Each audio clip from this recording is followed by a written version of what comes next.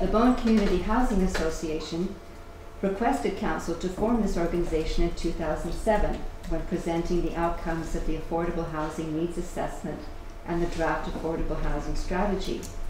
However, following informal subsequent discussions, it became clear that this was too big a leap for Council at the time, and so, in collaboration with Council, members of the Bowen Community Housing Association created what is now the Affordable Housing Working Group. And that had a twofold mandate.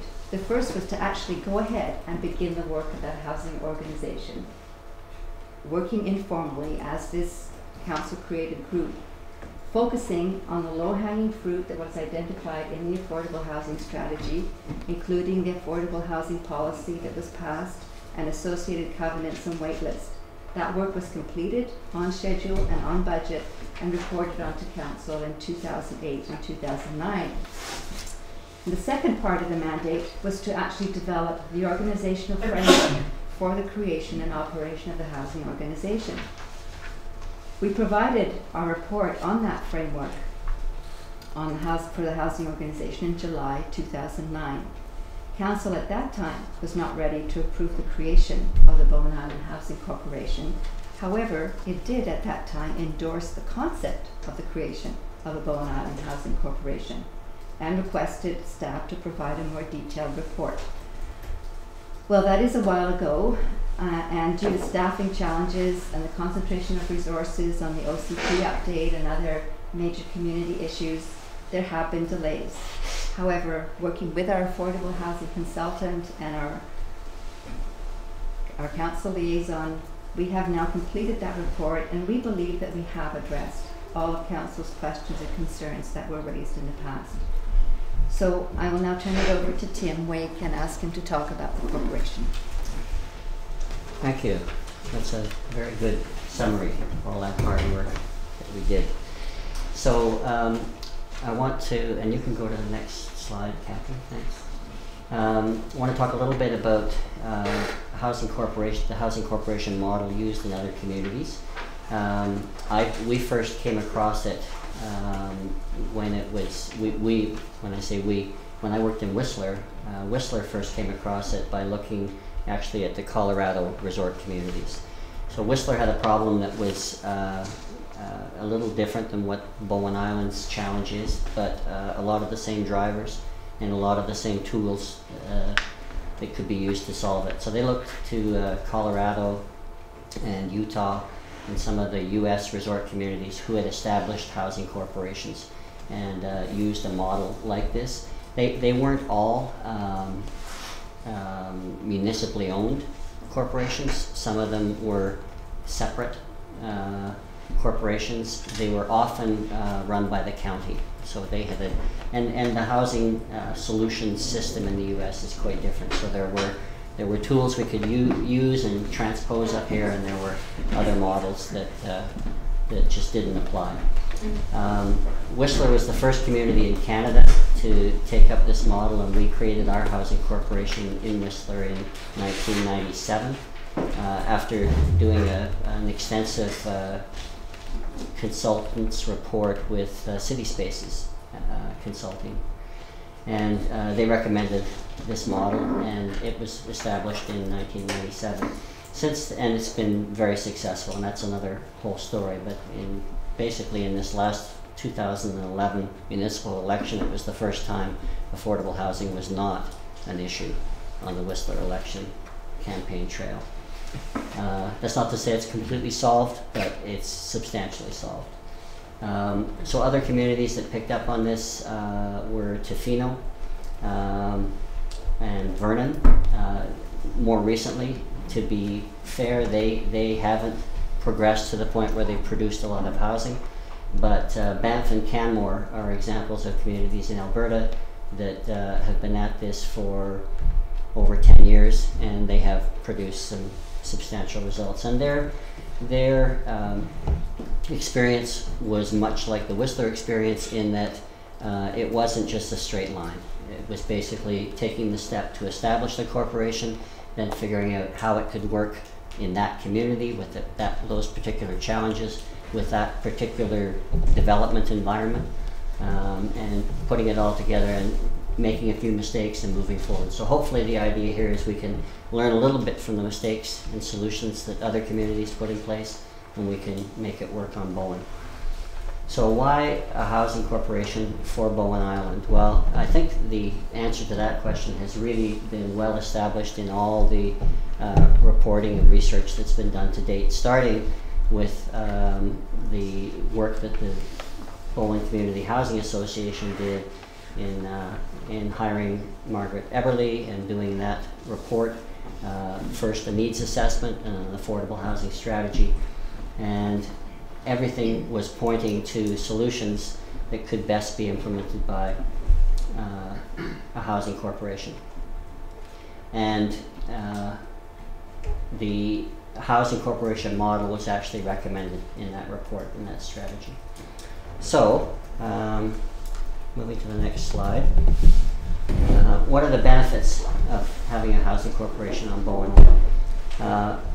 As Elizabeth has pointed out, the first thing is it would be accountable. It places the accountability in a spot with a group, and the one of the challenges in all municipalities in BC is that everybody wants affordable housing, but nobody really feels it's their job when they get up in the morning to actually create it. And that's what happens with a housing corporation. You actually place the responsibility with someone who is accountable to the community and to the municipal council. Initially, they're accountable to their board of directors, who are hopefully a group of people who collectively have the expertise to create housing. So we're looking for skills such as development experience, financing skills, rezoning and political skills, and some understanding of the community. But we want people that are not so much representative of groups within the community, but rather the people who can actually make decisions and put forward recommendations for decisions that are based on an understanding of what it is this corporation needs to produce. How does the corporation move forward? It creates partnerships. And we've talked extensively about this in the past. The way the communities have been successful in achieving housing is by creating a three-way partnership. A partnership between the community, represented by the municipality and the municipal government, the private sector, represented by the development community and the financial community, and a non-profit, in this case, the Bowen Island Housing Corporation. And those three can work together around the same table to create housing. This is a different model from the typical traditional development model where you just have the developer and the municipality. That is a profit-driven model. The developer has a clear incentive to create projects based on basically a profit incentive. And the municipality has a clear incentive to have that development move forward in a way that's going to be beneficial to the community. But it's often an adversarial process, and it takes time, and it has its challenges. When you introduce the fact that there's no profit to be made on affordable housing, that model doesn't work anymore. And that's where you enter the nonprofit, the third party. And that's what the Bowen Island Housing Corporation will do. So this corporation will work with the developer and with the municipality to come up with a solution that's going to work for Bowen. It requires working with the developer to find something that's going to allow them to move forward with their development, to make their profit, to complete, to succeed, at the same time as delivering some affordable housing. The corporation works with the municipality in the sense that it has a good understanding on behalf of the municipality what it is the community needs in the way of affordable housing. Is it rental? Is it ownership? Is it one-bedroom suites? Is it single-family homes? Is it duplexes? What is it? Townhomes? So This corporation will advise council really through the form of recommending projects. So the notion is that the Housing Corporation works with the developer, brings a project forward to council, often involving a rezoning, because that's where the lift comes from. And council then considers it. Staff makes sure it meets all the requirements of the community. Once it gets approved, it moves forward. So there are some other benefits to having a housing corporation. One is the continuity of service. In other words, you have one organization that is charged with delivering the housing, keeping track of it, looking at if there are covenants in place, looking after the covenants, working forward. But it also becomes a receptacle for all the knowledge and information that has been collected over time on behalf of the community as to what the needs are. And it monitors how we're meeting those needs and how we need to change what we're doing moving forward in order to continue to meet those needs. So the financial, there have been some questions raised about the liability of the municipality moving to this kind of model. And the beauty of this model is that this entity, because it is a wholly owned subsidiary of the municipality, it can't do anything financially without the go-ahead from the municipality. So it can't go and borrow money without the municipality's permission, without council's approval. It can't go out and start building a project without council's approval. So the financial authority is still there with council. It is a mechanism to limit the municipality's liability. If the municipality were actually developing the housing, if they were managing the project, then they would be at risk for cost overruns and that sort of thing. What the housing corporation does is typically it tries to shift that risk to the place where it's best placed, which is with the development partner, because the development partner has lots of experience with risk. And really the normal risk that the developer deals with is the risk of, will this product sell at the price that I think it will sell at?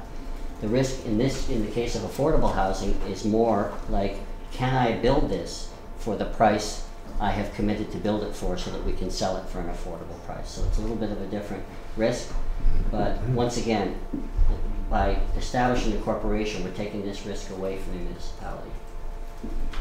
So the administration of affordable housing over time, these projects, hopefully there will be some rental projects at some point, and it may involve the administration of the rental side of things, although typically what's happened with other corporations is that they have farmed that out to the private sector as well, to the property management sector.